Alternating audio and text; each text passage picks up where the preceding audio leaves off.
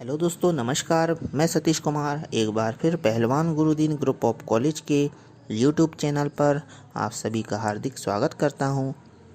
आज हम बात करने वाले हैं बीए प्रथम वर्ष समाजशास्त्र द्वितीय प्रश्न पत्र के अंतर्गत संयुक्त परिवार के विघटन के प्रमुख कारणों के बारे में। तो अगर अभी तक आपने हमारा चैनल सब्सक्राइब नहीं किया है तो कृपया चैनल सब्सक्राइब करें, लाइक करें, कमेंट करें, शेयर करें।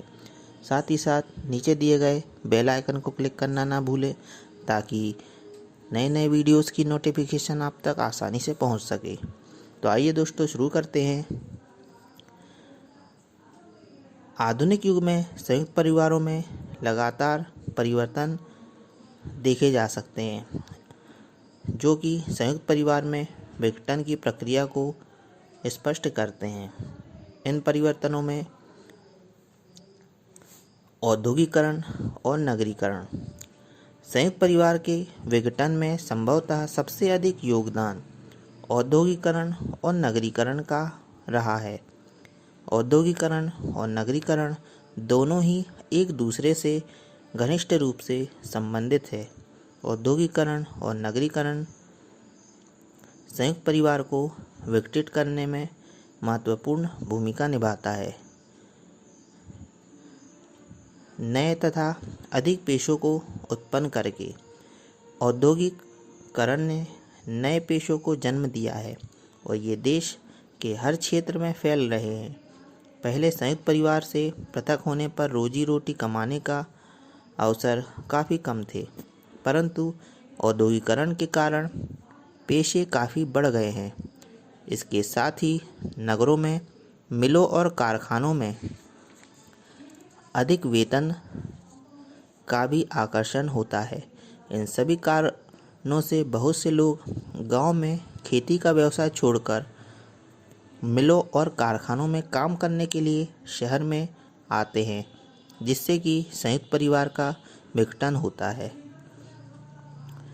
ग्रामीण उद्योग धंधों का नष्ट करके भारतवर्ष में औद्योगिकरण का एक दुष्परिणाम यह हुआ है कि गांव के गृह उद्योगों का विनाश शुरू हो गया। यह इसलिए हुआ क्योंकि मशीनों से बनने वाली चीज़ों गृह उद्योगों में उत्पन्न होने वाली चीज़ों की अपेक्षा सस्ती और अच्छी बनने लगी और उसके साथ गांव के गृह उद्योग प्रतिस्पर्धा नहीं कर पाए और उसमें लगे हुए हजारों कारीगर बेकार हो गए। ये बेकार कारीगर नौकरी की खोज में अपने गांव से संयुक्त परिवार को छोड़कर शहरों में आकर बसने को बाध्य हो गए, जिसके फलस्वरूप संयुक्त परिवार टूटने लगे। स्त्रियों के लिए नौकरी के अवसर। औद्योगिकरण और नगरीकरण के फलस्वरूप न केवल पुरुषों के लिए बल्कि स्त्रियों के लिए भी नौकरी के अनेक अवसर उपलब्ध हो गए, जिसके फलस्वरूप स्त्रियां भी घर से बाहर नौकरी करने के लिए निकल पड़ी। इसका परिणाम यह हुआ कि स्त्रियों की परिवार पर आर्थिक निर्भरता कम हो गई और उसमें भी अपने अधिकार तथा स्वतंत्रता के लिए जागरूकता उत्पन्न होने लगी।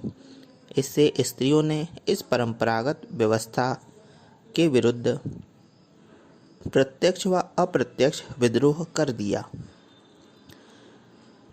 परिवहन के साधनों का विकास। आधुनिक समय में भारत में यातायात के साधनों का तेजी से विकास हो रहा है। इससे स्थानीय दूरी कम हो गई है तथा यात्रा भी कष्टकर नहीं रह गई। यातायात के विकास के कारण एक ओर तो उद्योगों और व्यापार का तेजी से विकास हो रहा है, वहीं दूसरी ओर व्यक्ति का एक स्थान से दूसरे स्थान को जाना आसान भी हो गया है। व्यक्ति अब संयुक्त परिवार से पृथक स्वतंत्र जीवन व्यतीत कर रहा है तथा संयुक्त परिवार से संबंध केवल मनी ऑर्डर और चिट्ठियों तक ही सीमित रह गया है। पश्चिमी विचारों का प्रभाव। पश्चिमी संस्कृति तथा विचारों का प्रभाव आज तेजी से भारतीय जनता पर पड़ रहा है। इससे भारतीय कर्तव्य और निष्ठा के पद से हट गए हैं तथा उनमें व्यक्तिवादी विचारधारा का तेजी से विकास होने लगा है। व्यक्तिगत सुख, व्यक्तिगत अधिकार, समानता आदि को अधिक महत्व दिया जाने लगा है, जिससे संयुक्त परिवार टूट रहे हैं। पश्चिमी विचारों पर आधारित शिक्षा पद्धति भी संयुक्त परिवार को विघटित कर रही है। पश्चिमी देशों में एकांकी परिवार पाया जाता है, जहां केवल पति पत्नी और अविवाहित बच्चे रहते हैं। आज भारतीयों का भी आदर्श एकांकी परिवार बन गया है। इन सब के कारण भी संयुक्त परिवार विघटित हो रहे हैं।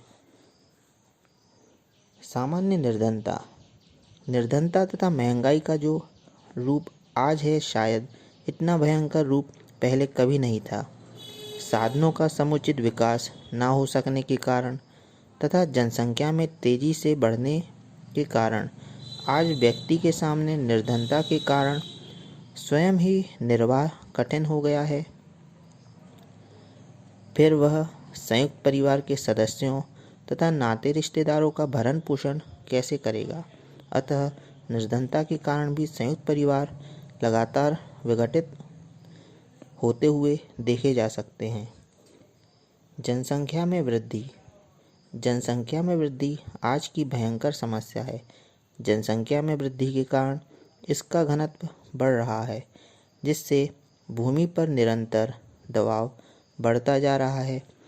पारिवारिक आय कम होने के कारण लोगों की आवश्यकताएं पूरी नहीं हो पाती है, जिससे भुखमरी और बेकारी बढ़ रही है। अतः लोग संयुक्त परिवार से अलग हो रहे हैं तथा पृथक होकर अपनी आवश्यकताओं की पूर्ति करने का प्रयास कर रहे हैं। स्त्रियों में कलह। प्रायः संयुक्त परिवार कलहों का राज्य बन जाता है और इससे सबसे सक्रिय भाग स्त्रियों का होता है।